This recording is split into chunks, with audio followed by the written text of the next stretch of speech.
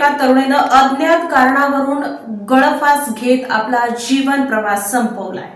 निंबर्गी तालुका दक्षिण सोलापूर येथे अज्ञात कारणावरून 18 वर्षीय तरुणीने राहत्या घरी आत्महत्या केल्याची घटना मंगळवारी दुपारी 4च्या सुमारास उघडकीस आली। मृत तरुणीचे नाव अक्षता बाळासाहेब काटकर, वय 18 असे आहे।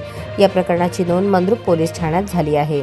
मिळालेल्या माहितीनुसार अक्षता हिचे वडील मूळ गाव सलगर बुद्रुक तालुका मंगळवेढा हे असून ती गेल्या काही वर्षांपासून निंबर्गी येथे आजोबा तुकाराम डोंगरे, आजी सुशाबाई आणि मावशी मीनाक्षी इंगळे यांच्यासोबत राहत होती।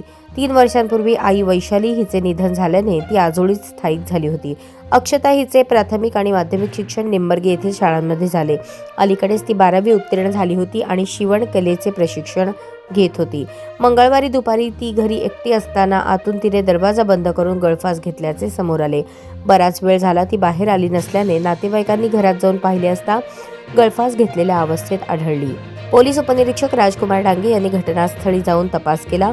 मृतदेह ग्रामीण रुग्णालय मंद्रुप येथे शवविच्छेदनासाठी पाठवण्यात आला आहे। अज्ञात कारणावरून आत्महत्या केल्याची नोंद करण्यात आली असून पुढील तपास मंद्रुप पोलीस करत आहेत।